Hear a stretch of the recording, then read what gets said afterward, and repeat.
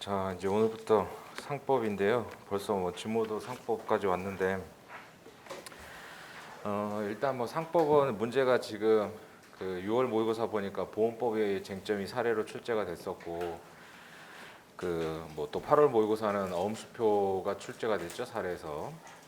그래서 이제 뭐 선택형 보면 이제 어음수표 같은 경우 한 4문제 정도 출제가 되고 실제 변시에서, 그다음 보험법은 뭐 한 문제나 두 문제 출제가 돼서 사실 뭐 보험법 같은 거는 뭐 선택형만 보면 뭐 변호사가 되시면 보험법은 굉장히 중요한 과목이죠. 그러니까 우리가 뭐 보험 안 든 사람은 거의 없잖아요. 그러니까 보험법의 법률 관계는 굉장히 많은데, 물론 이제 보험회사들이 소송을 하니까 이제 뭐 그렇게 되는 좀 규모가 좀 커지고 이런 것들이 있는데, 이제 시험과 관련해서 보면 그 동안에는 뭐 보험법 같은 경우 이제 선택형이 한 문제 두 문제 정도 출제가 되고 해서 대부분 뭐 또 학교 다닐 때 보험법을 따로 듣지 않으면 뭐 별로 공부를 안 하고 이렇게 됐었는데요. 근데 이제 일단 뭐 6월 모의고사에 당장 보험법 쟁점이 출제가 됐고, 물론 이제 6월 모의고사에 출제된 건 뭐 저기 그 책임보험 직접 청구권 얘기인데, 그건 뭐 선택형으로 중요하고, 그 다음에 제가 뭐 기본 강의나 뭐 이런 강의할 때도 보험법에서 뭐 보험자 대의나 그다음 직접 청구권 부분은 이제 민법에서 그 혼동할 때 얘기도 했죠. 그래서 채권 소멸사의 혼동에서 뭐 그런 얘기들을 간단하게 이제 사례로 나오면 이 정도는 알아야 된다라고 얘기를 했던 건데, 근데 뭐 수험생 입장에서는 일단 이렇게 나오고 있으니까 어음수표는 뭐 일단 변시에서도 실제로 출제가 됐었고 사례 기록에 출제가 되잖아요. 그래서 이제 뭐 어음수표하고 보험법을 이제 버릴 수가 없고, 그 다음에 이제 특히 또 8모인가 6모에 또 사례 보니까 운송인 부분이 그 사례에서 쟁점이 되던데, 뭐 유치권 이런 관련해서 사실 상행위 총론 부분에서는 뭐 이제 그 민법의 특례 규정들은 뭐 당연히 중요하죠. 뭐 소멸시효나 뭐 이런 것들은 당연히 중요했는데,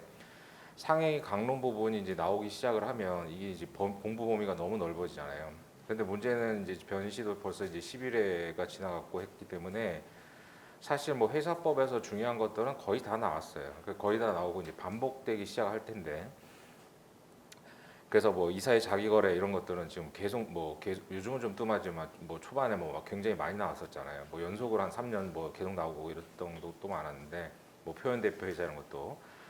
그래서 이제 중요한 쟁점들이 거의 다 나왔기 때문에 이제 그런 거 이제 구속지로 갈 수밖에 없잖아요. 그러니까 엄수표라든가 뭐 상해 강론이라든가 뭐 이제 보험법 이렇게 할 수밖에 없어서 이제 수험 뭐 갈수록 이제 공부 부담은 뭐 더 커지는 거죠.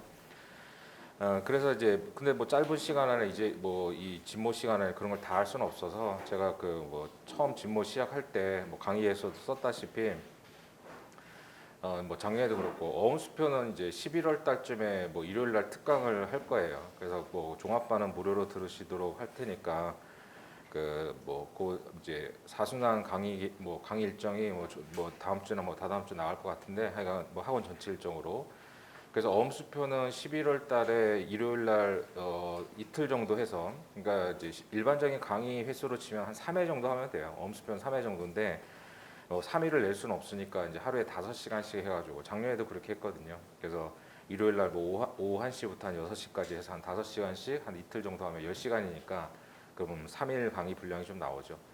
그때 와서 들으시고, 그 다음에 이제 보험법을, 그래서 이제 엄수표는 뭐 원래 하려고 했던 거고, 그 다음에 이제 보험법도 좀 안 할 수는 없어가지고, 보험법은 그 일정을 저기 뭐야, 그 10월 모의고사 끝나고 사순환이 들어가기 전에 이제 그 하루 할 거예요. 목요일쯤 이럴 텐데, 하여간 10월 모의고사 끝나는 그 주에 목요일쯤 할 텐데, 보험법도 뭐 한 4시간 정도 공부하면 돼요. 그렇게 되면 뭐 선택형이나 혹시 뭐 사례 기록이 나올 수 있는 건 다 잡을 수 있으니까, 그것도 뭐 종합반은 무료로 듣게 해드릴 테니까, 그거는 나중에 사순환 일정 나오면 10월 모의고사, 어차피 10월 모의고사 이후니까 그렇게 좀 저 상법과 관련해서는 좀 대비를 하시고, 그 다음에 이제 중요한 부분들은 뭐 저기 그 회차별로, 이게 이 상법은 뭐 아시다시피 이제 사례형 산문에서 나오잖아요. 산문에서 별도로 나오고, 물론 이제 뭐 일문 이문에 섞여서도 나올 수 있고, 뭐 기록형에서는 이미 나오고 있고 계속 그런 부분인데, 그 상법의 답안의 특성과 관련해서 좀 민법 민소가 달리, 그러니까 민사법 안에서도 답안 작성 방법이 좀 달라야 되는데,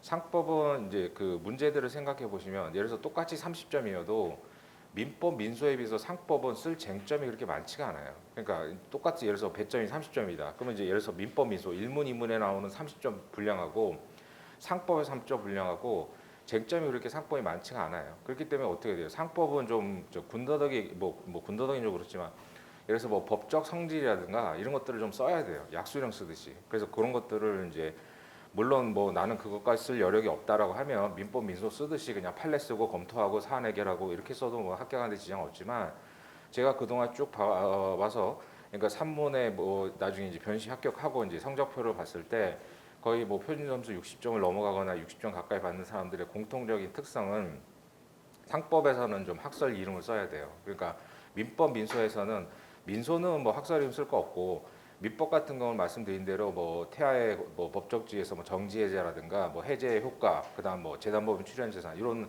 그런 것들은 뭐 선택형에서도 이미 출제가 됐고 해서 그런 정도. 그러니까 뭐 민법에서 학설이라고 해봤자 한 5개도 안 되잖아요.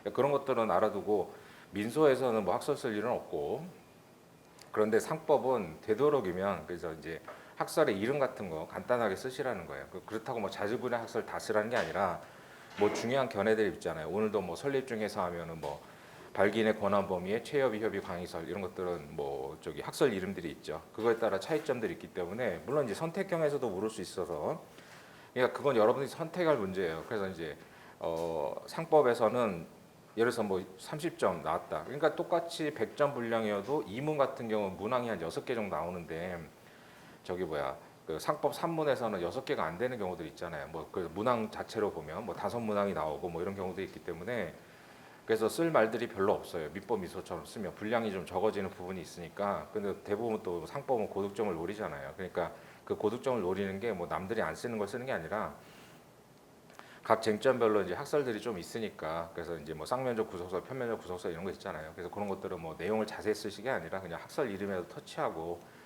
그래서 그 정도를 쓰면은 남들보다 더 받을 수 있어요. 그래서 그거는 뭐 제가 확인한 거니까 그래서 보통 이제 고득점을 합격한 사람들이나 그래서 이제 그 이제 뭐 나중에 합격하고 하면은 이제 제가 뭐 성적표 같은 거 이렇게 뭐 보여주는 사람도 있잖아요. 그래서 그런 내용들을 좀 검토를 해보면 특히 이제 상법 3문에서는 저희 민사법 사례 3문에서는 그런 분들이 좀 고득점을 하니까 그런 것도 염두에 두고 그래서 뭐 그런 부분들이 이제 다른 과목은 그러니까 일문, 이문에서는 그거 쓸 시간이 없으니까 학설 쓸 시간도 없고 하니까 이 변씨가 다른 시험에 보서는 1시간에 쓸 분량이 많아요. 그 문제 숫자가. 그러니까 옛날에 사시로 치면은 1시간 분량이 한 4문제인데 우리는 한 6문제 나오잖아요. 그러니까 뭐 학설 쓰고 뭐 이럴 시간이 없단 말이에요. 근데 그냥 안 써도 되는데 상법은 뭐 남들보다 좀 더 받으려면 그 학설 이름 정도는 뭐 다는 아니고 중요한 것들 몇 가지 있잖아요. 그래서 그런 것들은 뭐 대부분 여러분들 알고 계시는 그런 부분들인데 그런 것들은 좀 쓰실 수 있도록 뭐 학설 내용을 쓰지 않더라도 학설에 고유한 제목들이 있잖아요. 이제 그런 것들을 쓰시면 이제 좀 남들보다 좀 고득점 하는데 도움이 될 테니까 그렇게 좀 가셔야 돼요. 왜냐하면 이제 뭐 30점이 똑같이 30점이 아니라 민법 민소에 비해서 상법은 쓸 내용 자체가 그렇게 많지는 않기 때문에 그래서 그걸 좀 그건 뭐 여러분들 선택의 문제니까 그래서 그건 뭐 좀 생각을 좀 해보시고 그 다음에 이제 그 선택형 진도를 모의고사로 체계되어 있는 건 뭐 민법 민소 마찬가지지만 이게 지금 뭐 이제 뭐 지금 벌써 변호사 시험이 뭐 11년 넘게 진행이 됐으니까 제가 처음에 이제 변호사 시험 강의를 하면서 만든 문제집이잖아요. 그래서 계속 이제 추가하고 뭐 뺄 거 빼고 이제 이런 식으로 정리가 돼서 뭐 10년 넘게 정리한 책인데 그러니까 여기에 보면 이제 사례식으로 된 객관식 문제 보면 문제가 잔뜩 길고 사례식으로 된 것들 있잖아요. 그게 이제 민법 민소도 마찬가지지만 초창기에 이제 변호사 시험 준비하면서 그때는 뭐 모의 시험도 그렇게 많지 않았던 때이기 때문에 선택형 문제가 뭐 민법이야 뭐 워낙 많잖아요. 다른 시험도 많으니까.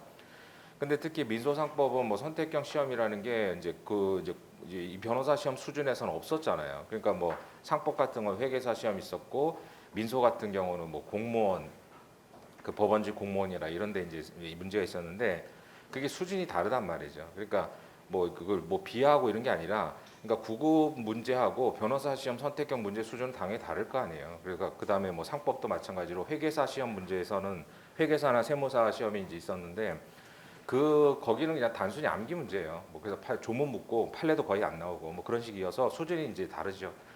그래서 제가 책을 만들면서 기존의 이제 그 사법 시험이나 민소법 상법, 그 기존의 사법 시험이나 이제 그 변호사 시험과 대등한 수준에 있는 주관식 문제들을 객관식으로 변형을 한 거예요. 그러니까 이 책에 있는 객관식 문제들 중에서 사례식으로 뭐 문제가 길고 한 것들은 대부분 예전에 뭐 사법 시험이나 다른 국가고시에서 또는 뭐 뭐 학원 모의고사 이제 교수님들이 옛날에는 교수님들이 학원에 출제도 해주시고 그랬거든요. 옛날 사법시험 때는. 그다음 뭐 대학 특강에서 뭐 하여간 제가 뭐 제 수험생 때부터 모은 자료를 근거로 해가지고 이제 그걸 그 객관식 문제로 변형을 한 거예요. 그래서 사실관계는 그대로 두고 이제 지문을 이제 객관식으로. 그래서 그런 문제들이 많기 때문에 선택형, 뭐 민법, 민소 다 마찬가지예요. 공통적으로 선택형 문제집, 그 제가 진모 문제집으로 드렸던 이거를 꼼꼼하게 풀면 사례도 웬만한 거 커버가 되는 경우들이 있어요. 그리고 뭐 그동안에 제가 뭐 따로 강의객서 이런 데 쓰진 않았지만 이제 거기서 나왔던 그러니까 선택형의 이제 사례식으로 만들었던 문제가 실제 변시에서 이제 사례 비슷하게 나온 뭐 것도 몇 번 있었어요.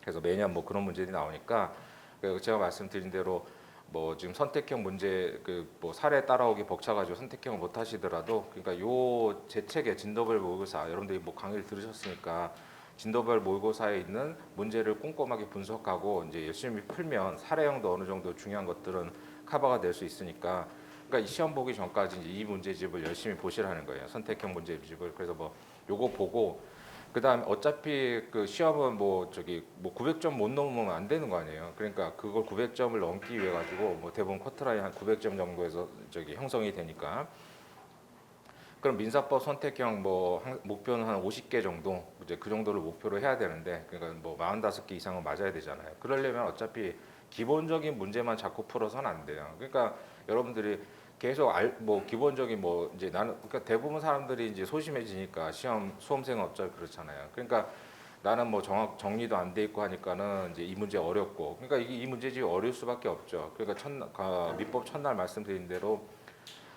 선택형은 이제 뭐 그 선택형 수준을 봤을 때 최소한 이제 상위 한 50% 이상의 문제들 위주로 정리가 돼 있잖아요. 그러니까 이게 양이 많기도 하고 뭐 어려울 텐데 이런 문제들을 자꾸 풀어야 돼요. 그러니까 쉽고 맨날 나오는 문제만 풀면 뭐예요? 그것도 아는 거잖아요. 그러니까 그런 거 풀면 실력이 느는 게 아니란 말이죠. 그래서 우리가 운동할 때도 뭐 힘들게 운동해야 힘도 생기고 하는 것처럼 그냥 이 문제지 어렵고 뭐 문제도 길다고 해갖고 이제 안 보고 나중에 뭐 기출 문제만 보고 그럼 기출 문제 항상 얘기하지만 선택형 기출 문제가 반복되지만 그건 20%도 안 되잖아요. 그러니까 그건 여러분이 또 다 아는 거란 말이에요. 그러니까 일단 이걸 위주로 보시고 그다음 이제 뭐 5회밖에 안 되니까 이제 다음 주면 민사가 끝나잖아요. 그러면 얘기한 대로 이제 뭐 어떤 방식이든 복습을 하시면서 선택형은 이 진도별 모의고사 제가 드린 책원 그것도 양이 뭐 적지는 않을 텐데 그것만 꼼꼼히 해서 시험 보기 전까지 3회독 정도만 하면 선택형 50개 충분히 나와요. 근데 그걸 못 하잖아요. 그러니까 양이 워낙 많고 다른 것도 해야 되니까. 그러니까 뭐 사람마다 좀 능력의 차이는 있겠지만 최소한 3회독 이상을 하고 그렇게 되면 충분히 이제 선택형도 맞을 수 있는 그 수준에 올라갈 수 있으니까 그렇게 좀 하시고 자 그래서 이제 그런 부분들을 좀 뭐 어차피 이제 뭐 상법 5회 끝나면은 거의 끝나고 이제 마무리 때 뭐 공부하고 이렇게 되니까 그렇게 좀 생각을 하셔서 특히 이제 상법은 아까 얘기한 대로 엄수표랑 보험법에 걱정이 되실 텐데 그거는 나중에 그 아까 말씀드린 대로 신모 이후에 그 특강을 할 테니까 그때 들으시면 돼요. 그때 들으시고 복습하시면 뭐 선택 사례 기록 불문하고 나올 만한 것들은 다 작년에도 그랬거든요. 작년에도 뭐 추심인 배서 올해 뭐 저 사례형에 뭐 추심인 배서 이런 거 나왔잖아요. 그거 뭐 강의할 때 중요하다고. 그러니까 추심인 배서하고 기한의 배서 둘 중에 하나 나올 거다 얘기했는데 추심인 배서가 나왔잖아요. 사례형에서. 그리고 원인 관계 그거는 뭐 제가 암기장에서 옛날부터 뭐 원인 관계는 무조건 시험에 나올 거라고 얘기했던 거고. 그러니까 그런 것들을 특강을 잘 들으시면 어음수표랑 보험법도 어느 정도 커버가 될 테니까 그 이제 뭐 그거 미리 걱정하실 필요 없고 일단 뭐 진도별 모의고사에도 마지막 5회차에 엄수표 진도를 넣어놨는데 뭐 일순환 때도 보셨고 했지만 그런 부분들 좀 보고 근데 나중에 또 최종 정리로 11월달, 10월달에 또 할 테니까 그때 좀 들으시면 충분해요. 자 그럼 오늘 내용을 좀 볼까요? 그래서 이제 오늘 저기 총칙하고 이제 설립 부분인데 설립 부분이 한 번도 시험에 안 나왔죠.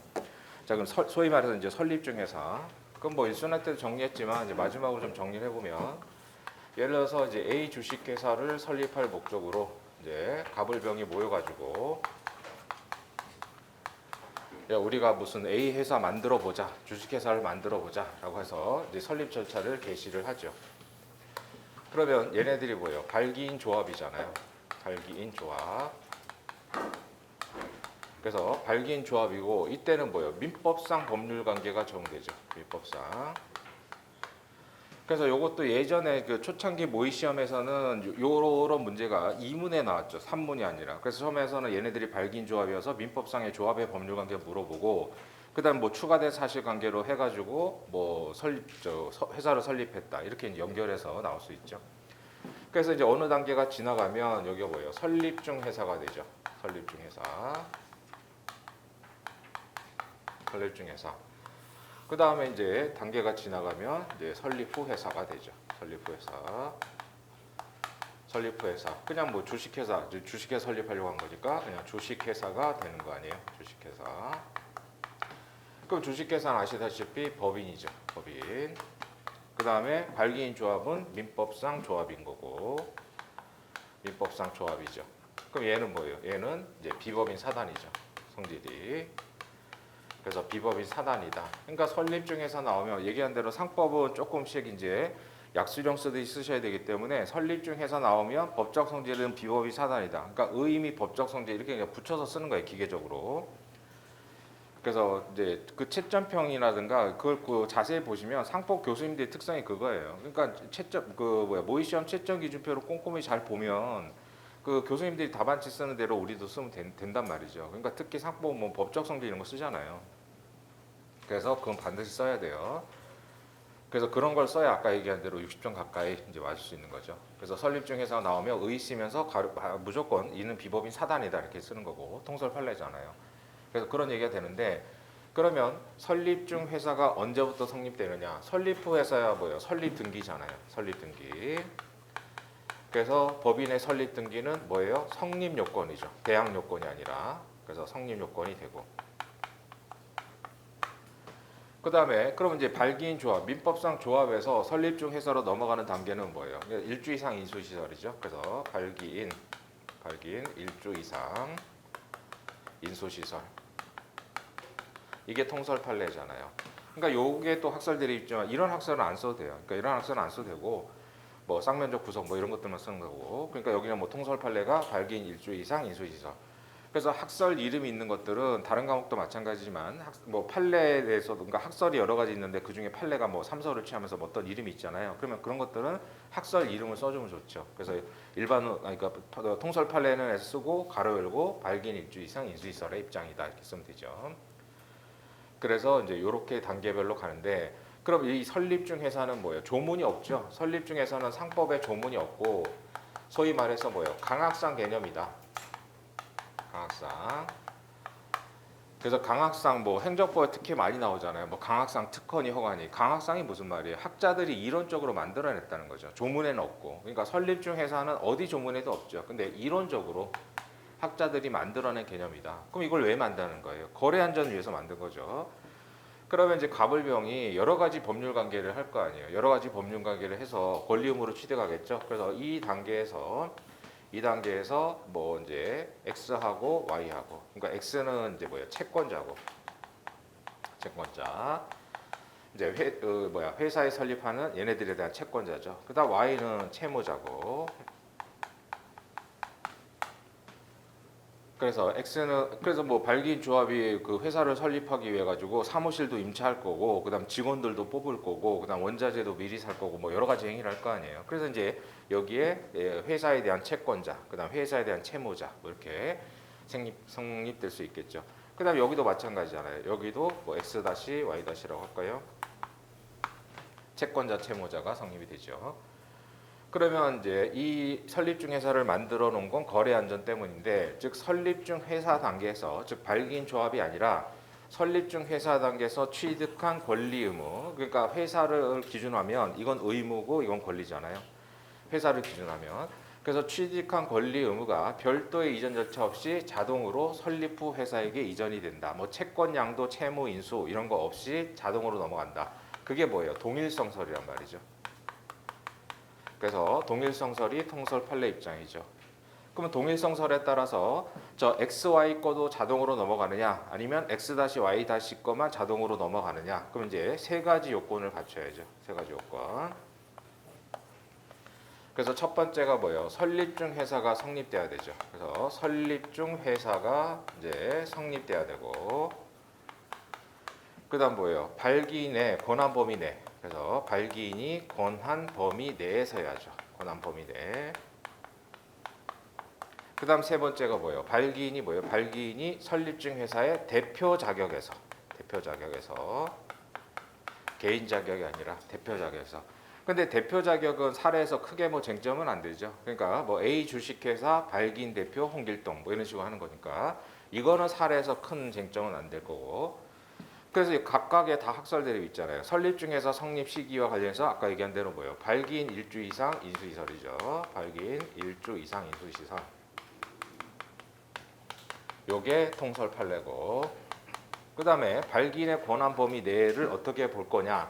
두 가지로 나눠서 봐야죠. 하나는 뭐예요? 변태 설립 사항. 그래서 변태 설립 사항, 즉 이제 290조는 당연히 할 수 있잖아요. 290조는. 그러니까 발기인이 설립 과정에서 변태 설립 사항은 당연히 할 수 있죠. 조문에 돼 있잖아요. 조문에. 다만 자본 충실을 저해할 수 있으니까 규제를 받을 뿐이잖아요. 할 수는 있는데. 그래서 어떻게 규제받아요? 점검주로 규제받죠. 점검주. 그러니까 이런 건 뭐 객관식으로 외워야 되는 거잖아요. 정관에 기재해야 되고 검사인 조사, 감정인의 감정을 받아야 되고 주식 청약서에 기재해야 되고 그래서 뭐 앞자타서 점검주 이렇게 하면 되고. 그래서 변태 설립사항은 이제 당연히 발기인이 할 수 있고 그 조문에 이제 할 수 있도록 돼 있으니까 다만 자본 충실을 저해할 우려가 있으니까 그러니까 현물 출자하면서 1억짜리밖에 안 되는데 10억으로 평가해주고 그러면 이제 자본 충실을 저해하니까 뭐예요? 정관 검사인 조사 주식 청약서 기재를 통해서 규제를 받을 뿐이죠. 그래서 견해 대립이 있는 게 뭐예요? 개업 준비 행위잖아요. 개업 준비 행위. 그래서 개업 준비 행위를 할 수 있느냐? 그래서 이제 학설들이 뭐예요? 최협의설, 협의설, 광의설 이렇게 된 거죠. 그러니까 이런 거는 이제 객관식에서도 나올 수 있단 말이죠. 그러니까 뭐 교수님들끼리 모여가지고 얘기하면 맨날 뭐 판례만 낸다, 뭐 본인들이 출제하면서도 맨날 판례만 낸다. 그러니까 뭐 학설도 내야 되는 거 아니야? 이런 얘기 가끔 하시는데 뭐 이런 게 이제 객관식이 나올 수 있죠. 뭐 근데 이제 이런 것들은 뭐 사례에 중요하게 쓸 학설은 아니니까. 그래서 개업 준비 행위와 관련해서 우리 판례는 뭐예요? 광의설의 입장이죠. 광의설 판례는 광의설이고 그래서 키워드가 뭐라고 했어요? 자동차 조립 계약이라고 그랬잖아요. 자동차 조립 계약. 그래서 옛날 판례죠. 그래서 운송업 할 목적으로 70년대는 자동차를 우리가 못 만들 때니까 자동차 조립 계약을 체결했단 말이죠. 그러니까 자동차 운송업 하려면 뭐 자동차가 있어야 되잖아요. 그래서 미리 개업 준비 행위가 뭐예요? 개업 준비 행위가 미리 하는 거죠. 그러니까 설립 후 회사가 필요한 걸 미리 땡겨서 하는 게 말 그대로 준비하는 거잖아요. 미리 원자재 사고 그다음에 미리 이 운송업 하는 회사가 자동차 사고 조립 계약 체결하고 이거 할 수 있다고 그랬죠. 그럼 자동차 조립 계약상의 이제 권리 의무는 뭐예요? 자동으로 설립 후 회사에 넘어가죠. 그래서 우리 판례는 광의설이고. 그럼 뭐예요? 설립 중 회사의 설립 중 회사를 만든 취지가 거래 안전이잖아요. 거래 안전이기 때문에 발기인의 권한 범위를 넓게 보는 판례가 타당하다. 이렇게 논거를 써줘야죠. 그래서 항상 제도적 취지를 알아야 되는 게 그게 뭐 시험 답안지 쓸 때뿐만 아니라 판례를 이해할 수 있잖아요. 판례를. 그러니까 판례는 항상 뭐예요? 입법 취지에 충실한 해석을 하죠. 그래서 이제 당연히 설립 중 회사가 조문에도 없는데 학자들이 만들어낸 건 거래 안전 아니냐. 그래서 자동으로 넘어가면 권리무가 별도로 승계될 절차가 필요 없으니까. 그러니까 이제 발기인의 권한 범위는 광의설로 가야 되지 않느냐. 그게 판례 취지란 말이에요. 그래서 그런 논거들을 써줘야죠. 그래서 그런 것들이 이제 항상 강조하잖아요. 판례 쓰고 판례가 왜 타당한지 쓰고 사안포섭해라. 그게 가장 기본적인 답안 작성 방법이니까. 그래서 거래안전 취지상, 즉 설립 중 회사를 인정하는 취지상 광의설이 타당하다 이렇게 쓰는 거죠, 논거를. 그래서 이렇게 이제 나눠서 가는 거고. 그래서 이제 이 설립 중 회사의 이 세 가지 단계를 거치면 별도의 이전 절차 없이 동일성설에 따라 넘어가는 거고. 따라서 설립 중 회사가 성립되기 전 단계의 이 조합 단계에서의 권리 의무하고, 그 다음에 이 동일성설에 따른 요건을 못 갖춘 상태에서, 즉 못 갖춘 상태에서 넘어가는 경우는 뭐야? 그때는 오늘 문제처럼 별도의 이전 절차를 거쳐야죠. 별도의 이전 계약을 체결하거나. 그래서 별도로 이전 계약을 체결해서 설립 후 회사가 계약 체결하. 이거 뭐 당연히 되잖아요. 별도 이전 계약. 근데 뭐예요? 예를 들어서 A 주식 회사를 위해 가지고 원자재를 샀단 말이죠. 그래서 원자재를 샀는데 그게 그 당시에는 1억이었어요. 그래서 1억의 계약을 체결했다. 그래서 근데 1억의 계약을 체결한 시점이 발기인 조합 단계다. 또는 설립 중 회사가 성립이 됐는데, 즉 발기인들이 주식을 인수했는데 재산인수란 말이죠. 재산인수인데 정관에 기재하지 않았어요. 그럼 무효가 되잖아요. 점검주에서 정이 빠졌으니까. 근데 지금은 등기가 됐어요. 회사가 설립 등기가 됐는데 이 원자재가 2배로 가격이 뛰었단 말이죠. 그러니까 발기인 조합 단계에서 1억 또는 설립 중 회사 단계에서 1억이었는데 뭐 정관에 기재하지 않았다. 그럼 이제 동일성설의 요건을 흠결한 거잖아요. 그래서 회사가 저기 1억 줄 테니까 달라고 했는데 그 원자재 가격이 2배로 뛰었단 말이죠. 그럼 매도인은 안 팔려고 할 거 아니에요. 그랬을 때 뭐예요? 회사가 일방적으로 추인할 수 있느냐? 이제 이걸 검토하는 거죠. 그래서 요건을 동일성설의 요건을 흠결했을 때는 별도의 이전 계약 체결한 건 당연하고, 근데 이제 2배로 올랐으면 2억 줘라라고 할 거 아니에요, 매도인이. 그러니까 회사가 일방적으로 우리가 추인해가지고 너 1억 줄 테니까 가져와라라고 할 수 있느냐? 결국은 다수설에 따르면 안 된다 이거죠. 그래서 명확한 판례는 없는데 관련 판례를 써야 되는 그런 얘기가 있고. 그래서 요게 이제 설립 파트에서 중요한 쟁점이죠. 그래서 요건 한 번도 안 나왔으니까 알아두셔야 되고. 그래서 구체적으로 이제 뭐 변태 설립상의 개별적인 현물출자 재산인수, 사후설 재산인수, 뭐 설립 비용 이런 것들의 각각의 중요한 쟁점들이 있고. 그다음 뭐 설립 단계에서 뒤에 문제 나오는 이제 주식 인수가 취소됐을 때 뭐 불성립 시의 책임, 뭐 성립 시의 책임, 그다음 가장 납입 뭐 이런 것들이 다 중요한 쟁점들이잖아요. 그래서 설립 파트에서 지금 뭐 계속 안 나오고 있으니까 뭐 대비를 하셔야 되는 부분이죠. 자, 그래서 이 페이지 오늘 문제 1-1번을 보시면, 자, 갑을병은 Y회사 설립하기로 합의하고 갑을 대표로 선임했어요. 3명은 설립을 위한 창립사무소 열었고 정관을 작성하면서 시작을 했죠. 자, 갑은 발기인 두 번째 문단 그 추가된 사실관계에서 발기인 대표의 이름과 자격으로 거기를 밑줄 쳐보세요. 그게 이제 이거죠. 그래서 동일성설의 3번째 요건이어서 이건 사례에서는 크게 쟁점은 안 될 거예요. 그러니까 이런 식으로 주어질 거란 말이죠. 그러니까 개인 자격이 아니라 발기인 대표의 이름과 자격으로 했어요. 그래서 렌즈를 정으로부터 납품받는 계약을 체결했는데 당시 발기인들은 뭐예요? 10%씩 인수를 했다. 그러니까 발기인들은 반드시 주식을 인수해야죠. 그러니까 자기들이 회사를 설립해놓고 자기들이 주식을 인수 안 하면 안 되잖아요. 그래서 발기인들은 반드시 주식을 인수하도록 되어 있고, 그래서 정관에도 보면 발기인이 인수하는 주식의 수를 기재하도록 되어 있죠. 그러니까 뭐예요? 발기인이 일주 이상 인수했기 때문에 이 당시 뭐예요? 설립 중 회사의 성립 시점은 된 거고, 그 다음에 그러니까 첫 번째 요건하고요. 첫 번째 요건하고 세 번째 요건은 갖췄잖아요. 그러니까 권한 범위 내인지 이걸 이제 검토하는 거죠. 그래서 문제 1번에 그 Y회사가 적법하게 설립 등기를 마쳤을 때 정이 Y회사에게 발기인 대표 각과 체결한 계약에 근거한 대금 이행 청구를 별도의 절차 없이 직접 청구할 수 있느냐. 그러니까 이게 별도 절차 없이 그게 뭐예요? 이전 뭐 채권 양도, 채무 인수 이런 거 없이 할 수 있느냐 이거죠. 그러니까 Y회사가 채무를 인수한 적은 없잖아요. 그런데도 직접 청구할 수 있느냐? 그럼 동일성설의 요건을 갖추면 된다 이거죠. 자, 그래서 오른쪽에 가셔가지고 쟁점의 정리를 보면, 그럼 이 행위를 밝혀야 되잖아요. 어떤 뭐 민법도 마찬가지죠. 대표자가 어떤 행위하면 그게 무슨 행위냐 성질을 밝혀야 되잖아요. 그러니까 뭐 민법에서 공유합의 총유에서도 이제 대표자가 또는 공유자 중 1인이 뭘 했다. 그럼 이게 관리행위냐 보존행위냐 처분행위냐 검토하잖아요. 그러니까 쟁점의 정리 네 번째 줄.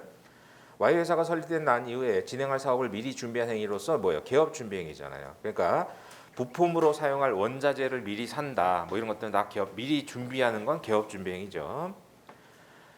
그래서 그런데 이러한 갑의 행위가 귀속돼야지 직접 청구할 수 있잖아요. 그래서 밑줄 친 부분이 동일성설 세 가지잖아요. 그래서 첫 번째 설립 중 회사가 존속하고 기관으로서 행위하고, 세 번째 권한 범위 내에 이해해야 된다는 거예요. 그래서 로마자 2번에 가서 구체적으로 설립 중 회사의 의의 성립 시기 그 개념 써야죠. 회사 설립 등기 이전에 어느 정도 회사로서의 실제가 형성된 미완성 회사를 말한다는 거예요. 그래서 강학상 개념이다 이런 거 써주면 되고, 그다음 법적 성질을 그냥 참고 삼아 학설 대립 써놨는데 이런 거 그냥 통설 판례로 쓰면 되죠. 그러니까 실제 답안지 쓰실 때는 의의 및 법적 성질 이렇게 이제 무조건 붙여 쓰는 거예요. 그래서 학설은 그냥 참고 삼아 이런 게 있다고 알아두시라는 거지 뭐 그렇게 그대로 쓰라는 게 아니에요. 그래서 법적 성질은 비법인 사단으로 보는 견해가 통설 판례죠. 그 다음 3번에 가셔서 성립 시기와 관련해서 이것도 뭐 중요한 학설 아니니까 넘어가고, 통설 판례는 해서 아니면 그냥 판례는 이렇게 쓰면 되죠. 자, 그래서 판례 보시면 3페이지에 그래서 그 네 번째 줄 뒤부터 쓰면 되잖아요. 정관이 작성되고 발기인이 적어도 1주 이상 주식을 인수했을 때 성립한다고 하여 이제 발기인 1주 이상 인수설의 입장이다 이렇게 쓰면 되죠. 그러니까 그런 판례 문구들을 자꾸 외워서 쓰셔야 돼요. 다른 과목도 마찬가지지만 항상 저 첨삭할 때도 말씀드렸겠지만 판례 요지를 그대로 써야 돼요. 그러니까 여러분들이 채점을 해도 그냥 발기인 일주 이상 인수설의 입장이다. 판례는 이렇게 쓴 사람하고 정관이 작성되고 일주 이상 주식을 인수했을 때 성립한다고 하여 이렇게 쓰는 사람하고는 다를 거 아니에요, 당연히. 그게 점수에 영향을 미쳐요. 1점, 2점 차이가 난단 말이죠. 자, 그래서 검토, 그 다음에 항상 말씀드리는 대로 판례 쓰고 판례가 타당하다는 이유를 달면서 검토 및 사안의 경우 또는 검토 및 사안 해결, 검토 및 소결 이렇게 쓰는 거잖아요. 그래서 답안에 보면 정관 작성되고 발기인 일주라도 인수하면 구성원이 생기는 거잖아요. 그래서 물적 기초가 성립되기 때문에 판례가 타당하다라고 하시면 되죠. 그래서 아직 70%가 주주가 모집이 안 됐더라도 설립 중에서는 성립이 됐고, 그다음 로마자 3번에 권한 행사의 방법과 관련해서는 이건 별 문제 안 된다 그랬죠. 자, 그래서 첫 번째 줄에 설립 중 회사 명의로 대표를 해서 하는 거잖아요. 그래서 밑줄 친 부분에 Y 주식회사 발기인 대표 홍길동 이러면 되죠. 근데 설문에서는 대표 이름과 자격으로 했다고 했으니까 이건 별 문제 없고, 그 다음 4번에 권한 범위와 관련해서 자, 개업 준비 행위는 뭐예요? 미리 땡겨서 하는 거죠. 회사 설립 등기 후에 영업을 개시하기 위한 준비 행위. 그래서 원자재 미리 사놓고, 그 다음에 직원들 뽑아놓고, 이제 사무실 임차해놓고 이런 것들이잖아요. 자, 그래서 상법은 이러한 개업 준비 행위의 일종인 재산 인수를, 그러니까 뭐예요? 개업 준비 행위 중에 재산 인수가 있는 거죠. 그래서 개업 준비 행위 중에 예를 들어서 임대차도 있고, 여러 가지 많을 거 아니에요. 근데 이제 재산 인수도 여기 들어가 있는 거죠. 재산 인수. 그래서 이제 개업 준비 행위 중에 재산 인수는 당연히 할 수 있다. 290조에 돼 있으니까. 다만 점검조로 제한을 받을 뿐이고. 그런데 임대차 계약이라든가 이렇게 원자재 미리 사고 이런 게 되느냐? 그게 이제 학설 드립이 있는 거죠. 자, 그래서 오른쪽에 가셔서 학설은 최협의, 협의, 광의설인데 최협의설과 협의설에 따르면 개업 준비 행위를 못 하죠. 그런 것들. 근데 이제 다수월 판례는 광의설이니까 이것도 마찬가지예요. 그냥 판례만 쓰면 돼요. 이 정도 학설은. 자, 판례는 보시면 본문에 발기인 대표가 설립 후 회사를 위하여 자동차 조립 계약. 그러니까 이게 키워드로 꼭 들어가야죠. 판례는 광의설이다. 이렇게 쓰면은 안 될 거 아니에요, 당연히. 그래서 자동차 조립 계약 체결한 것은 대표로서 설립 사무 집행 대표로서 계약 체결한 것이기 때문에 이는 변태 설립상은 아니다 이거죠. 그래서 개업 준비 행위를 포함한다. 그래서 자동차 조립 계약 체결한 것을 적법한 발기인의 권한 범위로 판단했다. 이렇게 써서 판단하여 광의설의 입장이다. 이렇게 쓰시면 되겠죠. 그래서 이제 자동차 조립 계약 이게 좀 오래된 판례지만 그 판례 요지를 알아두시고 각주 3번 내려가셔서요. 자, 설립 비용과 개업 준비 비용. 그러니까 돈이 지출되는 거죠. 모두 발기인이 설립하는 과정에서 지출 비용 나가는 시점은 아직 설립 등기 전이란 말이에요. 근데 설립 비용은 뭐예요? 설립 비용은 변태 설립상에 규정되어 있죠. 그러니까 설립 비용은 설립 자체에 들어가는 거죠. 지금 당장 쓰는 거. 그래서 우리가 요번에 회사 설립하니까 니네 주식 사라고 광고한다. 그럼 광고비 이런 게 설립 비용이고. 그래서 설립 비용은 설립 자체를 위해서 쓰는 비용이고 개업 준비 비용은 뭐예요? 미리 땡겨서 하는 거잖아요. 그래서 예컨대 발기인이 설립 위한 창립 사무소 임차해서 임대료 이건 설립 비용이죠. 근데 설립 후 회사 본사 사무실 임차했다. 그거는 뭐예요? 개업 준비 비용이죠. 그러니까 설립 비용은 당연히 변태 설립상에서 지출할 수 있단 말이죠. 그건 견해들이 없죠. 다만 정관에 기재한 범위를 넘어가면 어떻게 될 거냐. 그래서 그때는 회사 전액 부담설이잖아요. 그래서 그건 일순한테도 받고. 근데 개업 준비 비용은 학설에 대립이 있는데 판례에 따르면 된다는 거죠. 할 수 있다. 그래서 각주 4번 판례도요. 각주 4번에 보면 자, 밑줄 친 부분에 발기인이 회사의 설립을 해서 필요한 행위로 인해서 취득 부담했던 권리 의무가 회사 설립 등기와 동시에 설립 후 회사에 귀속되는 관계를 설명하는 강학상 개념이다 이거죠. 근데 가로 안에 이게 또 객관식에 또 나올 수 있으니까요. 불성립을 정지 조건으로 해서 발기인에게 귀속된다는 거예요.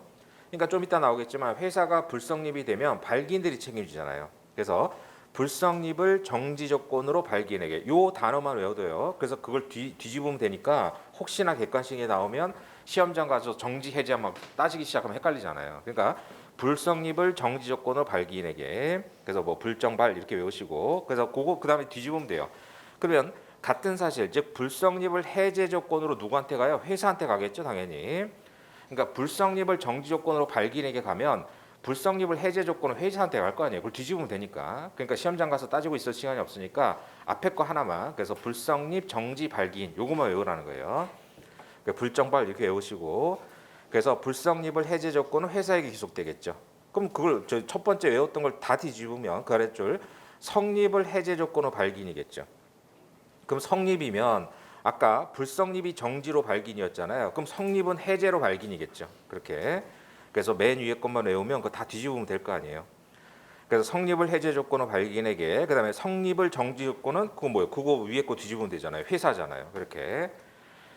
그래서 그렇게라도 객관식 좀 외워두시고 혹시나 모르니까 강학상 개념이다라는 거예요. 그래서 맨 밑에 줄부터 밑줄 친 부분에 발기인 대표 누구가 소의 누구와 넘어가셔서 회사 설립을 위한 판시와 같은 필요로 인하여 자동차 조립 계약을 체결했고 조립된 자동차는 피고 회사가 직접 인수해서 운행하게 되었다 이거죠.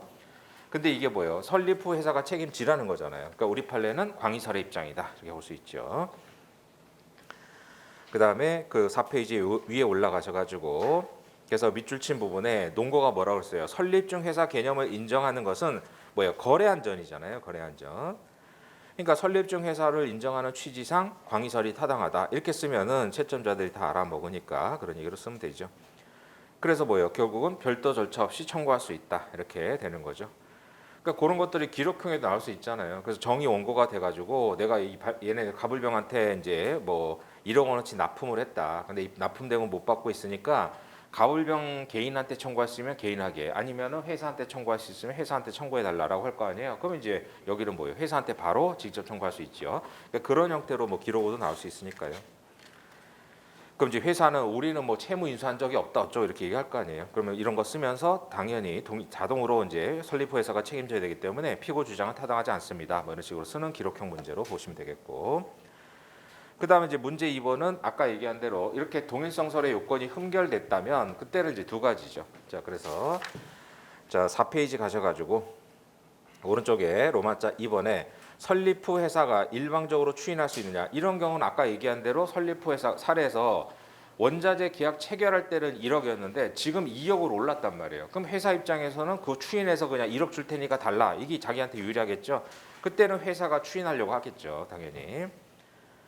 그래서 오히려 가격이 떨어졌으면 추인을 거절할 거고, 그 다음에 이렇게 가격이 올라갔을 때 싸게 잘 산 거니까 추인할 테니까 가지고 와라 라고 할 수 있느냐. 자, 여기는 학설을 쓸 수밖에 없어요. 왜냐하면 판례가 이거와 딱 들어맞는 판례가 아니잖아요. 그러니까 여기는 학설 써야 돼요. 자, 일설을 보면, 자, 그것도 뭐 자세 쓸 건 아니죠. 자, 그래서 세 번째 줄에 민법 130조에 따라서 설립 후 회사가 추인할 수 있다. 즉 무권대리 추인으로서 이제 추인이 가능하다는 견해와 이렇게 쓰면 되죠. 그다음 이설은 뭐예요? 이거는 강행규정 위반으로 협의의 무효지 유동적 무효가 아니라는 거예요.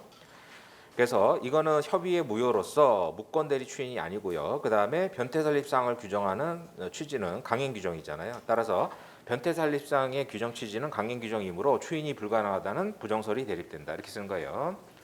그래서 무권대리로 봐서 무권대리 추인을 긍정하는 견해와 그다음에 강행규정 위반이므로 추인을 부정하는 견해가 대립된다. 이거 써야 돼요, 학설을. 왜냐하면 이제 판례가, 그러니까 판례도 이대로 쓰시면 되죠. 판례는 현물 출자가 375조가 규정하는 사후 설립에 해당되고 주청 특별결의 추인이 있었다면 현물 출자로 인한 부동산의 소유권 취득한다라고만 쓰면 돼요. 이게 추인 긍정설이 아니란 말이죠.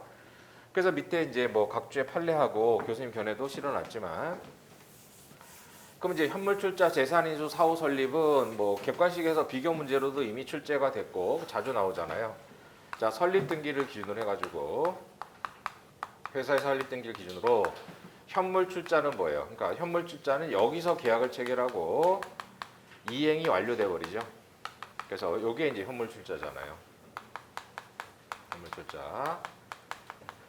그래서 현물 출자를 하면서 뭐예요? 부동산 같이 등기가 필요한 것들은 등기 서류를 발기인한테 주는 거죠. 그러면 현물 출자자는 뭘 받아요? 주식을 받죠. 근데 누구한테 줘요? 발기인한테 주는 거잖아요.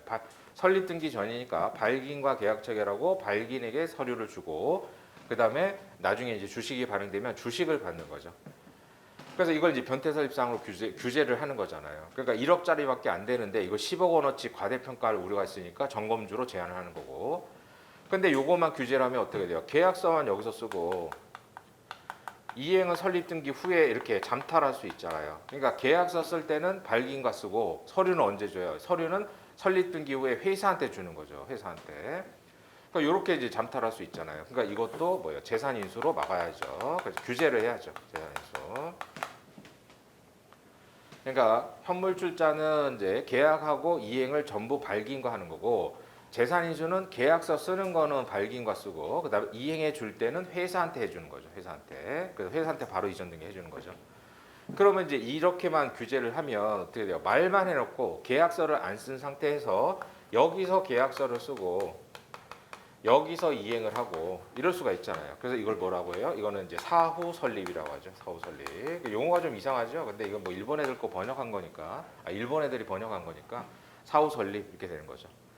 그래서 현물 출자와 재산 인수는 변태 설립상으로 점검주로 규제를 하고, 사후 설립은 뭐예요? 주청 특별 결의를 거치라고 돼 있잖아요. 그러니까 이미 설립 등기 이후니까. 그래서 이건 주청 특별 결의를 거쳐라. 그럼 지금 그 각주 5번 붙어 있는 이 판례는 뭐예요? 얘네들이 그래서 그 뭐 목축업하는 회사를 만들려고 했는데, 그럼 이제 토지를 현물 출자해야 되잖아요. 그러니까 현물 출자를 하려고 했던 거죠. 현물 출자를 하려고 했는데 이 규제를 받으니까 그럼 계약서만 쓰고 이행은 설립 등기 한 다음에 줄게라고 한 거죠. 그럼 뭐예요? 그게 현물 출자 잠탈 목적의 재산 인수죠. 그럼 정관에 기재하지 않으면 무효인데, 얘네들이 뭐예요? 계약을 한 번 더 했단 말이에요. 계약서를 한 번 더 쓴 거예요. 그러니까 여기는 계약을 2번 했어요, 얘네들이. 그래서 계약서를 쓴 다음에 주총 특별결의를 거쳤어요. 그래서 주총 특별결의를 거쳤죠. 그러니까 판례가 이거는 무효인 현물출자 재산인수를 주총 특별결의로 추인을 해줬다, 이게 아니라 그냥 사후 설립으로서 유효다 이거잖아요. 사후 설립으로서.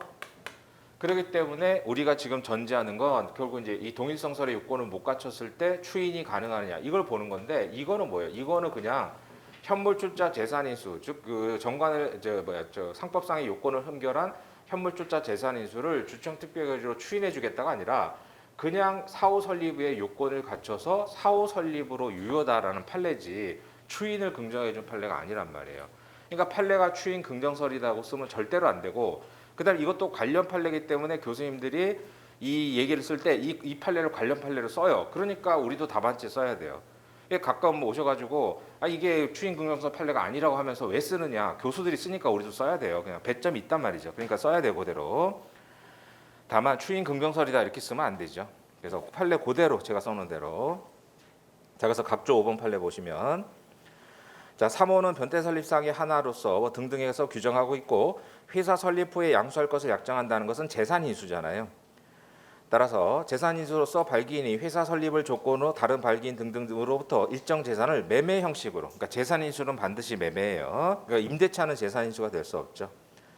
따라서 밑줄 친 부분에 원시정관이 뭐예요? 회사가 처음 만들 때 만드는 정관을 원시정관이라고 하죠. 원시정관의 작성 전이어서 발기인 자격이 없는 자가, 왜요? 발기인은 형식적 개념이죠. 발기인은 정관에 발기인 홍길동이라고 이름이 돼 있어야죠. 그러니까 실질적으로 회사 설립 사무에 종사하더라도 정관에 발기인의 이름이 없으면 얘는 발기인이 아니잖아요. 그래서 원시정관이 작성되기 전이면 발기인이 아닌 거죠. 발기인은 형식적 개념이니까. 따라서 장래 설립할 회사를 위하여 계약을 체결하고 그 회사 설립을 위한 발기인이 되었다면 재산 인수는 맞다는 거예요. 그래서 정관에 기재하지 않냐면 뭐예요? 강행규정 위반으로 무효가 되죠. 점검주라고 그랬잖아요. 점검주. 그래서 판결지 2번이 사실관계죠. 축산업 할 목적으로 회사 설립 합의하고 갑은 부동산 현물출자, 을은 현금출자 대 현물출자 번잡함을 피하기 위해서 매매 계약에 따른 소위 등의 방법에 의해 가지고 현물출자 완성하기로 약정했다는 거죠. 그러니까 현물출자 계약을 하면서 완성은 뭐예요? 설립 후 회사화 이렇게 돼 있잖아요. 그래서 아까 얘기한 대로 재산 인수는 이행할 때는 대표 회사하고 하는 거잖아요. 회사하고 설립 후 회사하고. 그래서 절차를 거쳐 가지고 현물출자 이루어진 것이라면 현물출자 약정은 그대로 재산 인수에 해당되고, 그다음 뭐예요? 정관에 기재하지 않는 무효이죠, 무효. 근데 위와 같은 방법에 의한 현물출자가 넘어가셔서 동시에 375조의 사후 설립에 해당되고, 이에 대해서 주청 특별결의, 그래서 사후 설립은 주청 특별결의가 받으면 되죠. 근데 주청 특별결의한 추인이 있었다면, 그래서 이거 가지고 오해가지고 지금은 이제 그런 얘기 안 하지만 초창기에는 우리 판례가 추인 긍정설이다 이랬단 말이에요. 왜냐하면 추인 긍정설 중에 주청 특별결의로 추인 받으면 된다는 학설이 있었거든요. 그러니까 우리 판례가 그 학설이다 이렇게 주장하시는 분들이 있었어요. 근데 아니에요. 그래서 주청 특별결의 추인이 있었다면 회사는 유효하게 현물출자로 인한 부동산의 소유권을 취득한다. 그러니까 이유에 제가 써놓은 이유가 계약을 한 번 더 했다니까요, 얘네들이. 그래서 대법원이 바보가 아니잖아요. 보니까 계약서가 한 번 더 나온 거예요. 그러니까 이거는 그냥 사후 설립으로 유효다 이거죠. 근데 판례가 주청 특별 결의한 추인이 있었다면 이렇게 써 있으니까는 아, 우리 판례가 무효인 재산 인수를 주청 특별 결의로 추인을 인정해 주나 보다 이렇게 오해하는 견해가 있었다고요, 예전에. 근데 이제 아니다라는 이제 비판들이 나오니까 슬그머니 없어진 거예요. 그러니까 그 판례 그대로 쓰시고 긍정서라고 절대 쓰면 안 되고 그냥 판례 요지만 그대로 쓰면 돼요. 그래서 추인 긍정서랑은 전혀 관계없는 판례여도 교수님들이 인용하기 때문에 배점이 있을 거고 그래서 우리도 써야 돼요. 그 밑에 뭐 교수님 평석도 그 얘기잖아요. 자, 그래서 밑에 판례 평석 보세요. 정관의 기재가 없는 재산 인수를 설립 후 회사가 추인할 수 있다. 그래서 이제 주청 특별 결의안 추인할 수 있다라는 입장이라고 설명하기도 하지만 아니라는 거죠. 재산 인수 추인의 문제가 아니라 단순히 사후 설립으로 재산 취득을 본 것이라고 이해하는 것이 정확하다 이거죠. 판례 입장이 그 얘기예요. 자, 그래서 그런 얘기로 알아두시고 그다음에 검토는 그래서 다수설에 따라 추인 부정설로 가는 게 무난해요. 자, 올라가셔서 회사의 일방적 추인을 인정하는 명문 규정이 없죠. 따라서 이를 인정하면 뭐예요? 변태 설립상을 규정한 입법 취지를 몰각시키잖아요. 그래서 다수설에 따라서 추인 부정설로 가시면 돼요. 그다음 3번에 별도의 이전 절차는 뭐 당연히 되잖아요. 이거는. 자, 판례도 보시면 발기인 개인이나 발기인 조합에 귀속된 권리 의무를 설립 후 회사에게 귀속시키기 위해서는 별도의 이전 절차가 있으면 그건 당연히 되죠. 근데 뭐 원자재 가격이 2배로 뛰면 매도인은 안 팔려고 할 거 아니에요, 당연히. 그래서 두 가지 일방적 추인 가능성, 그다음에 별도의 이전 계약 그렇게 보시면 되겠고. 자, 그다음에 문제 3번으로 가셔서는 불성립 시의 책임하고 성립 시의 책임을 구별해야 되는데, 자, 문제에서 분쟁이 발생해서 뭐요? 설립하지 않는 것으로 결정이 돼서 설립 등기를 안 했다는 거죠. 그게 불성립. 아까 얘기했잖아요. 설립 등기가 성립 요건이라고 그랬죠. 성립 요건. 그러면 이제 부존재하고 잠깐은 구별하셔야 되는데 일단 이렇게 실체 형성 절차 그래서 설립 절차를 거쳤잖아요. 그래서 설립 절차를 거쳐가지고 쭉 진행하다가 이렇게 이제 분쟁이 생기잖아요. 그래서 설립 등기를 못했다. 설립 등기를 못했을 때 이게 불성립이에요. 불성립. 그래서 불성립이고 비고 개념으로 아예 설립 절차 자체도 안 거쳤어요. 설립 절차 자체도 안 거친 건 뭐예요? 이건 부존재예요. 부존재. 그래서 용어를 구별해 두시고 그냥 참고 삼아 그러니까 어차피 부존재는 뭐 시험에 나올 건 아니니까 불성립은 설립 절차 즉 실체 형성 절차는 거쳤는데 등기가 안 된 거예요. 그게 불성립이란 말이죠. 그래서 이 개념을 정확하게 아시고 아예 설립 절차도 없었다. 그때는 부존재예요. 부존재. 근데 부존재는 뭐 시험에 나올 건 아니니까. 자, 그래서 5페이지 오른쪽에 쟁점의 정리 보면 자, 326조 쓰는 거죠.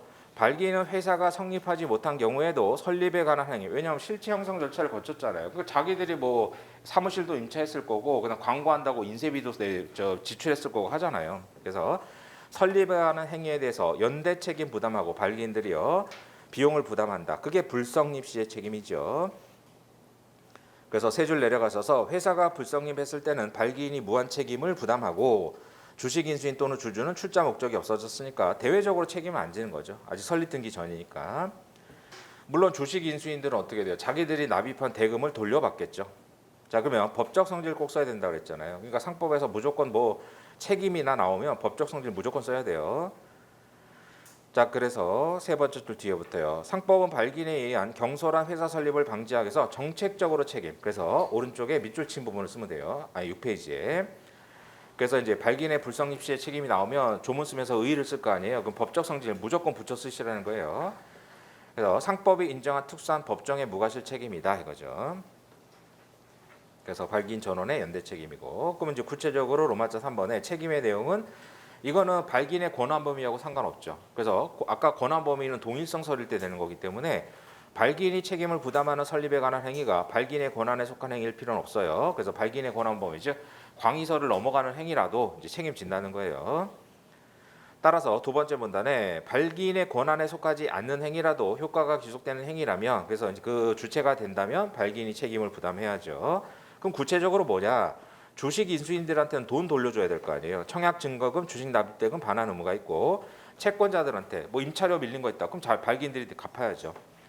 그래서 회사 채권자에 대해서는 설립에 필요한 거래 행위에서 발생한 채무를 이행할 의무가 있다. 이건 다 뭐예요? 민법이 적용되겠죠. 민법상 부당이득 반환으로 가겠죠. 즉 밑줄 부분에 주식 대금의 반환 및 설립 비용 부담이 될 거고요. 그래서 뭐 변태 설립상이 한정되지 않는다 그런 얘기들이 되는 거고. 그래서 발기인들이 연대 책임을 부담한다 그렇게 되죠. 그래서 이제 불성립 시의 책임을 보시고 그다음에 그 5페이지에 쟁점 박스 보세요. 헷갈리시면 안 되는 게 쟁점 박스 세 번째 줄. 자, 설립 무효 판결이나 설립 물론 주식회사는 취소 판결이 없으니까 설립 무효 판결이 확정됐을 때는 뭐예요? 불소급이란 말이에요. 그래서 그때는 뭐예요? 성립 시의 책임이지 불성립 시의 책임이 326조가 적용되는 게 아니에요. 그래서 박스 세 번째 줄에 설립 무효 판결이 확정됐을 때는 불소급표기 때문에 발기인은 성립 시 책임을 져요. 성립 시, 불성립 시의 책임이 아니라. 불성립은 뭐예요? 아예 설립 등기 자체가 안 된 거예요. 근데 설립 등기 이후에 설립 무효 판결이 확정이 됐다. 그때는 성립 시의 책임이기 때문에 거기다가 326조를 쓰면 안 된다 이거예요. 그 얘기를 알아두시고 그다음에 1문의 2로 가셔서는 이제 1문의 2에 문제 1번은 320조의 해석 문제인데 여기는 판례가 없어도 교수님들이 논의를 하는 얘기이기 때문에 알아두셔야 돼요. 그러니까 특히 그 각주 8번에 있는 결국 이제 320조가 예시 규정이냐 열거 규정이냐 이거예요. 판례는 없지만 나와요. 판례 없는 것도 나온 거 많죠 지금까지. 자 그래서 이제 A 주식회사를 설립하려고 뭐 을병정이 모였는데 자 그러면 주식회사니까 이제 뭐 발기 설립일 때야 발기인들이 전부 떠안지만 모집 설립하잖아요. 그러면 어떻게 돼요? 여기서 이제 우리가 청약을 하죠. 그러니까 K가 청약을 하는 거고. 그러면 회사가 배정을 해주죠.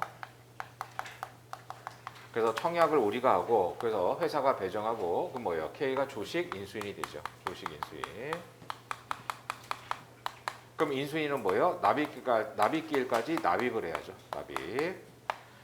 그래서 주식을 취득하는 방법은 청약, 배정, 인수, 납입 이렇게 되잖아요. 그래서 이제 인수가 흔결이 되면 이제 납입도 흔결이 되는 거겠죠. 주식을 안 사는 거니까 그럼 돈 낼 사람이 없잖아요. 그러면은 발기인들이 뭐예요? 인수담보 책임지죠. 그래서 인수담보 책임을 지는 거고. 그래서 인수담보는 정확하게 뭐예요? 인수 및 납입담보죠. 인수했으면 돈을 내야 되니까.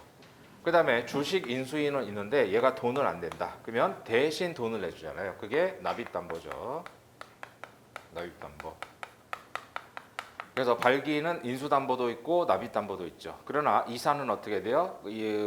신주 발행 시에는 즉 설립 등기 이후에 신주 발행 시에는 납입기까지 돈을 안 내면 자동 실권이 되잖아요. 그래서 이사는 납입담보는 없다 이거죠. 그래서 그런 부분은 뭐 이미 사례에서 쟁점이 됐었고. 그러니까 여기 설립 단계니까 그 얘기인데 자 문제 보세요.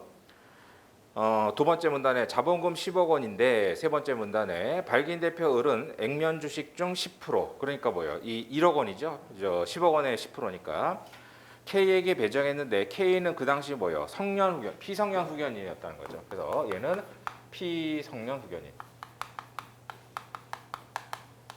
피성년 후견이니까 뒤에 누가 있어요? 성년 후견인 있겠죠. 성년 후견인 L이 있겠죠.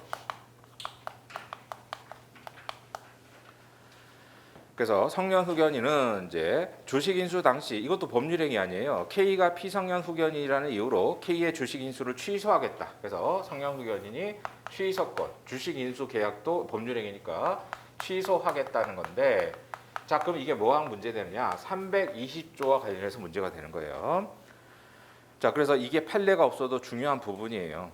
그래서 4회 시험인가 5회 때 그 462조와 관련해서 판례가 없는데 출제가 됐잖아요. 그것도 그 당시에 중요하다고 제가 진모에도 냈었어요. 그래서 그때 뭐 불이타라고 해서 모든 사람들이 그거 뭐 판례가 없으니까 불이타라고 했는데 그 불이타가 아니거든요. 중요하게 출제 가능했던 부분인데 이것도 마찬가지예요. 320조도 판례가 없지만 해석론상 충분히 출제될 수 있는 아주 중요한 쟁점이에요.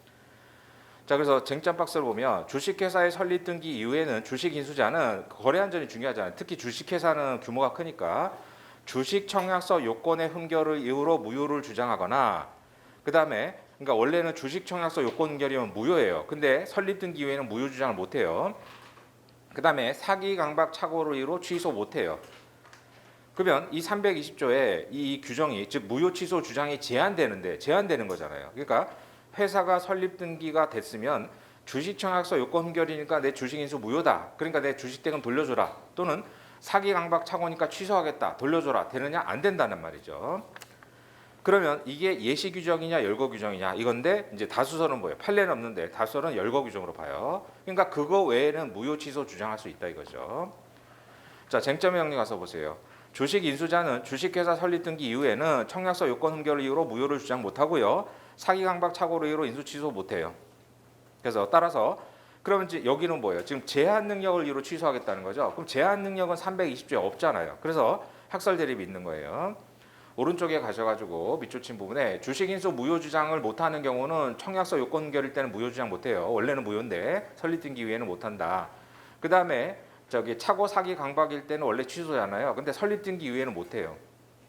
그러나 통설은 뭐예요? 두 번째 문단에 그 외의 사유로는 주식 인수를 취소 무효 주장할 수 있어요. 예컨대 주식 인수인이 이 사안처럼 제한 능력자일 때, 그 다음에 채권자가 주식 인수인에 대해서 사행위 취소송을 제기할 때 이런 것들이죠.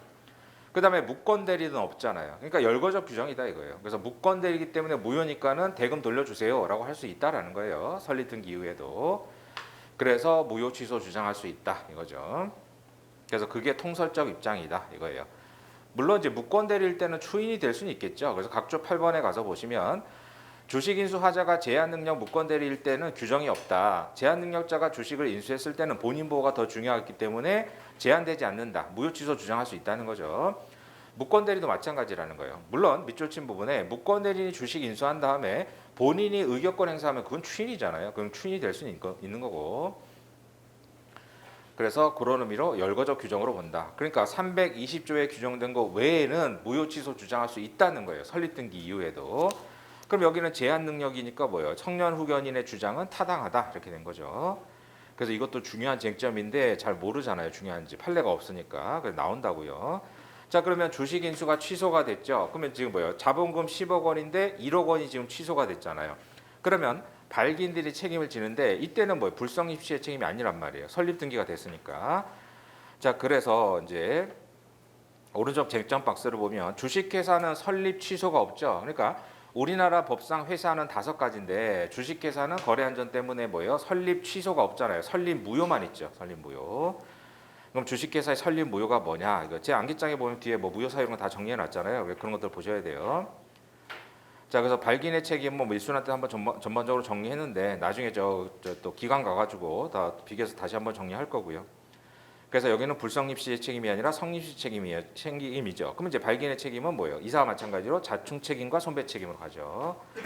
자, 그래서 8페이지 가셔가지고 자, 목차 그대로 쓰셔야 돼요. 일단 설립 무효 사유가 되는지 이걸 먼저 쓰는 거예요.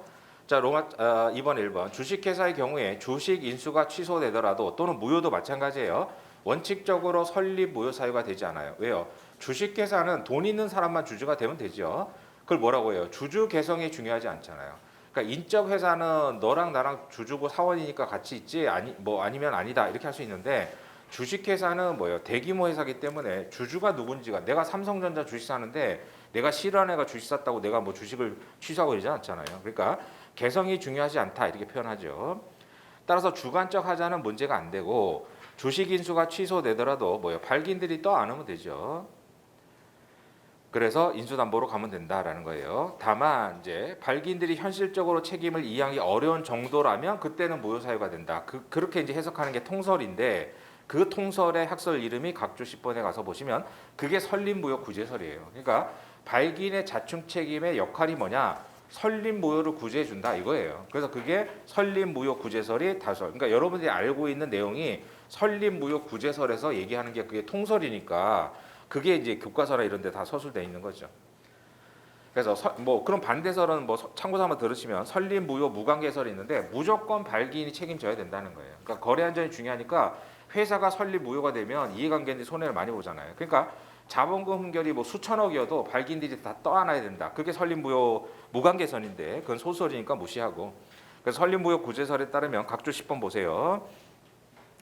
321조 즉 발기인의 자충 책임의 취지는 설립등기라는 공시에 부합하는 자충을 발기인에게 부담시켜서 기업 유지를 도모하고 이해관계인들의 신뢰 보호다는 거예요. 그러니까 발기인들이 메꿔라 이거죠. 그래서 설립무효를 발기인의 자충 책임으로 구제해 준다 이거예요. 따라서 이게 통설이죠. 흠결이 경미하면 설립무효가 아니라 발기인의 자충 책임으로 가는 거고 다만 흠결이 중대하여 발기인이 부담할 가능성이 적어졌을 때는 그때는 어쩔 수 없이 설립무효라는 거죠. 그럼 애매하게 나오진 않아요. 그래서 흠결된 주식인수 취소가 뭐 100억이다. 그럼 발기인한테 100억을 메꾸라고 할 수는 없잖아요. 근데 여기는 뭐예요? 1억이잖아요. 1억 정도는 메꾸라고 할 수 있죠. 그래서 이제 주식인수의 취소 무효 등으로 인한 자본금 흠결이 경미하면 발기인의 자충 책임으로 가는 거고 중대하면은 발기인의 자충 책임이 아니라 그때는 뭐예요? 설립 무효 사유가 된다. 이렇게 기억하시면 돼요. 그게 설립 무효 구제설이에요. 그럼 본문에 올라가셔서 이번 사안의 경우에 K가 인수한 주식은 10%고요. 그다음에 1억 원이죠. 전체 자본금 10억 원인데 10%라고 했으니까 그러니까 1억 정도는 메꿀 수 있잖아요. 그렇기 때문에 설립 무효가 아니다. 다만 발기인의 자충 책임이 문제된다. 그럼 로마자 3번에 가셔서 의의는 321조 쓰고 법적 성질 무조건 써야죠. 자, 설립 시 발행한 주식으로서 설립 등기 이후의 문제라고 그랬잖아요. 자충 책임은 이사든 발기인이든 등기된 이후, 즉 등기부에 공시된 이후의 문제라고 그랬잖아요. 인수되지 아니한 주식이 있거나 주식인수 청약의 취소가 있을 때, 그래서 지금 보신 대로 청약의 취소가 가능하잖아요. 아까 제한 능력 등을 이유로는 취소할 수 있죠. 그러니까 차고 사기 강박만 취소가 안 되는 거잖아요. 그랬을 때 발기인이 공동 인수한 것으로 간주하죠. 그래서 이것도 마찬가지로 나오면 무조건 법적 성질 쓴다 이거예요. 법정의 무과실 책임이다. 그러면 공동 인수는 뭐예요? 공동 납입. 아까 얘기했죠. 인수 및 납입 담보의 준말이라고 그랬잖아요. 그래서 뭐예요? 발기인들이 1억 원을 떠내서 통장에 집어넣어야 된다 이거예요. 그다음 빼먹으면 안 되는 게 이게 이제 뭐예요? 위법행위잖아요. 손해배상 책임. 그러니까 자충 책임 나오면 손해배상 책임. 항상 이사 감사 발기인 이사 책임 나오면 자충 책임 손배 책임. 그래서 알아둬야죠. 물론 감사는 뭐 자충 책임 안 지니까. 자, 그래서 이거 뭐 회사한테 손해가 생겼잖아요. 그러니까 절차가 지연되고 이런 부분에 있어 회사한테 손해가 생길 수 있죠. 그래서 이런 것들은 구체적으로 설문에 안 나오더라도 손해가 생기면 손배 책임지니까 그런 일반론으로 써주는 거예요. 의의를 보면 회사 성립에 관해서 임무를 했을 때는 회사에게 연대 손배 책임지죠. 자, 발기인은 설립 중 회사의 기관이잖아요. 그럼 당연히 성관 의무를 부담하지만 설립 후 회사와는 계약 관계가 아직 없는 거죠. 따라서 밑줄 친 부분에 발기인이 설립 중, 즉 설립 단계에서 지금 취소될 자에게 주식이 배정을 해준 거잖아요. 자, 그래서 설립 중 회사 기관으로서 부담하는 성관 의무를 다하지 않은 과실이 있을 때 설립 후 회사에게 책임지는 거잖아요. 지금 설립 등기 이후에 이게 취소가 돼 버렸잖아요. 그래서 상법이 인정한 특수한 손배 책임이다. 법정 책임서 그대로 쓰시고. 따라서 사안의 경우 발기인 대표 을은 K에게 배정해갖고 그러면 취소가 됐잖아요. 그럼 이제 다른 사람들한테 팔아야 되니까 그 사이에 뭐 손해가 생기고 할 수 있지요. 그러니까 설문에서 손해란 말이 없더라도 이제 그걸 가정을 해가지고 그런 경우가 있으면은 손배 책임 부담한다 이렇게 일반론으로 쓰는 거예요. 그러니까 설문에서 뭐 회사가 손해가 생겼다는 말이 없지 않느냐? 없어도 쓴단 말이죠. 없어도. 그래서 그 얘기들을 좀 알아두시고. 자, 그래서 이제 1-2문은 320조와 관련해서 중요한 쟁점이니까 꼭 알아두시고. 그다음에 이제 마지막 문제로 3문으로 가셔서는 이건 이제 목차 그대로 암기하시면 돼요. 이게 이제 현물 출자잖아요. 자, 문제를 보면 문제에서 세 번째 줄에 갑은 현금을 출자하고 을은 5천만 원으로 평가되는 광어권을 출자하고, 그러니까 현물 출자의 문제는 대부분 뭐 광어권, 특허권, 면허권 이런 게 나올 거예요. 그다음에 토지 출자도 현물 출자죠. 정관을 작성하면서 을이 광어권 현물 출자 사항을 정관에 기재. 그러니까 정범주에 정은됐다는 거예요. 그다음에 이제 문제 내려가셔서 뭐 관할관청이 을에 대한 광어권 허가를 적법하게 취소했다. 그러니까 현물 출자는 대부분 이런 형태예요. 그래서 광어권 정관에 기재했는데 뭐 면허권이나 특허권, 뭐 어업권 뭐 이런 것들이 취소됐다, 뭐 무효가 됐다 이런단 말이죠. 그러면 설립은 유효하느냐 이거예요. 자, 그러면 이거는 뭐 약수령 쓰듯이 이렇게 목차를 그대로 쓰는 거예요. 자, 그러면 현물출자잖아요. 이게 개념이 현물출자죠. 그럼 개념 보면 로마자 2번에 가셔가지고 현물출자란 아까 얘기했죠. 그래서 계약하고 이행을 뭐예요? 발기인하고 하는 거죠. 현물출자자가 회사 설립 당시에 주식 인수인이 주식 대가로 금전 외의 현물을 이제 출자하는 것을 말하죠. 그러니까 회사 입장에서는 예를 들어서 뭐 그러니까 이건 광어권 같은 거는 광산업 하려면 광어권이 없으면 못 하잖아요. 그래서 이제 운송 사업 하려고 할 때 운송 사업 면허권 뭐 이런 것들이죠. 그러니까 특정 재산을 확보할 필요가 있고 출자자 입장에서도 현금 안 내고 좋잖아요. 그래서 마지막 문단에 상법이 정한 출자. 그래서 뭐예요? 주식을 받는 거잖아요. 주식. 그래서 오른쪽에 가셔가지고 근데 문제는 뭐예요? 과다평가의 우려가 있잖아요. 그러니까 이게 광어권이 뭐 5천만 원밖에 안 되는데 5억 원어치 주식을 주고 이러면 자본 충실을 해야 할 수 있죠. 그게 이제 변태 설립 사항의 취지잖아요. 그래서 오른쪽에 정검주라고 했어요. 정관에 기재하고 검사인이나 감정인 감정을 받아야 되고 주식 청약서에 기재를 해야죠. 정검주. 자, 그럼 현물 출자 목적은 뭐냐? 그러면 뭐 복사용지 필요하니까 내가 복사용지 출자할게 이런 건 아니잖아요. 그러니까 소모품 이런 건 아니고. 그래서 현물 출자의 목적은 금전 외의 재산 중에서 양도가 가능하고 대차대조표 자산 항목에 기재할 수 있으면 된다는 거예요. 그래서 뭐요? 노무, 신용 이런 건 안 된다는 거죠. 그래서 연예인이 뭐 내가 유명하니까 뭐 내 이름 신용을 현물 출자하겠다 그건 안 되죠. 평가가 안 되니까. 그래서 주로 나오는 게 뭐예요? 동산, 부동산, 채권, 광업권, 유가증권, 지적재산권, 뭐 특허권 이런 거잖아요. 그런 것들이 현물 출자의 대상이 되고, 그다음 로마자 4번에 뭐 이런 것들은 뭐 압축해서 이제 써도 되겠죠. 현물 출자자는 납입기일에 지체 없이 현물 출자 이행을 해야죠. 그러니까 설립 등기 전에 이행이 완료가 되는 거잖아요. 자, 그래서 네 번째 줄 부동산 기타 등기 등록할 재산은 아직 설립 등기가 안 됐으니까 회사가 없잖아요. 그렇기 때문에 뭐예요? 서류를 주는 거죠. 발기인한테. 그래서 밑줄 친 부분에 설립 시에 현물 출자된 재산은 일단 설립 중 회사에 귀속이 있다가 이제 발기인 대표가 갖고 있겠죠. 설립 후에 특별 절차 없이 이전이 되는 거죠. 그럼 회사가 이제 이전 등기를 받겠죠. 동일성설에 따라. 핵심은 로마자 5번이죠. 자, 여기도 판례가 없어도 알아두셔야 돼요. 자, 지금 결국은 뭐예요? 광업권이 취소됨으로 인해서 현물 출자가 불이행이 돼 버렸죠. 그래서 로마자 5번이 이제 핵심인데, 자, 견해 대립 보시면 이것도 판례가 없기 때문에 견해 대립을 써야 되는데, 이런 것들은 뭐예요? 그냥 제가 밑줄 쳐놓은 그다음에 어느 학설이 타당하다 그걸 일반론으로 알아두시라는 거죠. 이건 중요한 학설 대립이 아니니까 그냥 근데 다 써놓은 이유는 그냥 읽어보시라는 거. 그런 견해 대립이 있다는 거. 그러니까 다른 견해가 무슨 말을 하는지를 알아야지 내가 쓰는 견해를 정확하게 이해할 수 있잖아요. 그래서 여기는 이제 그 실전 답안에 써놓은 것처럼 그 일반론만 쓰면 되는데, 사실 이게 다 같은 말을 하는 거예요, 학설이. 자, 학설 보세요. 일설은 현물 출자는 개성이 강하잖아요. 그러니까 이제 광업권 갖고 있는 사람 그 사람뿐이란 말이죠. 그다음에 뭐 예를 들어서 서초동 1번지에 있는 건물이 필요하다. 그럼 서초동 1번지에 있는 건물 가진 사람은 그 사람뿐이잖아요.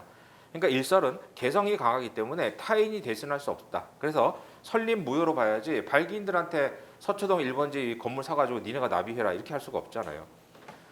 그렇기 때문에 설립 무효로 봐야 되지 자충 책임을 해결할 수는 없다는 게 일설. 그다음 이설은 뭐예요? 현물 출자도 대체 가능한 경우가 있고 대체 불가능한 경우라도 금전 출자로 가능한 경우도 있잖아요. 그러니까 서초동 1번지 건물이 아니라 그냥 서초동에 있는 아무 건물이나 된다면 돈 주고 다른 거 사면 된다 이런 얘기죠. 그게 자충 책임 될 수 있다 이거예요. 삼설은 현물 출자 목적 재산이 불가결한 경우에는 설립 무효가 되고 불가결하지 아니할 때는 자충으로 보완이 가능하다. 이 다 같은 얘기란 말이지 결론은. 일설, 이설, 삼설이 다 같은 얘기를 달리 말하는 것뿐이에요. 그럼 일설을 주장하신 분들한테도 아니 그럼 대신 가능한, 그래서 이제 그냥 서초동에 있는 건물이 필요하니까 1번지 건물이 안 되면 2번지 거 사면 되지 않냐? 당연히 된다고 하겠죠.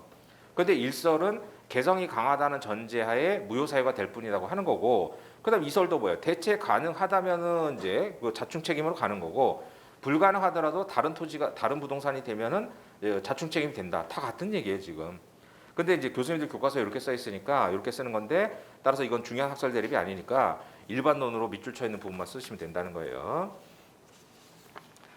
그래서 이제 뭐 검토는 그대로 이제 획일적 기준으로 판단하는 것보다는 목적 사업 수행과 관련해서 판단하는 것이 타당하지요. 그래서 삼설이 타당하다는데 뭐 결국은 다 각 학설이 같은 얘기를 하지만 그대로 쓰시면 돼요.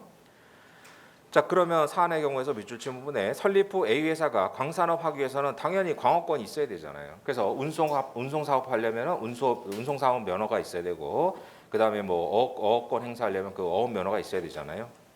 따라서 을이 출자한 광업권에 대한 허가 취소는 A 회사에 대한 뭐가 돼요? 설립 무효 사유가 된다는 거죠. 개성이 중요한 거니까. 그래서 설립 무효 사유가 된다. 그럼 참고 삼아 각조 12번에 그러니까 설립 등기 이후에 취소가 됐을 때는 설립 무효 사유가 되는데 개성이 중요하니까.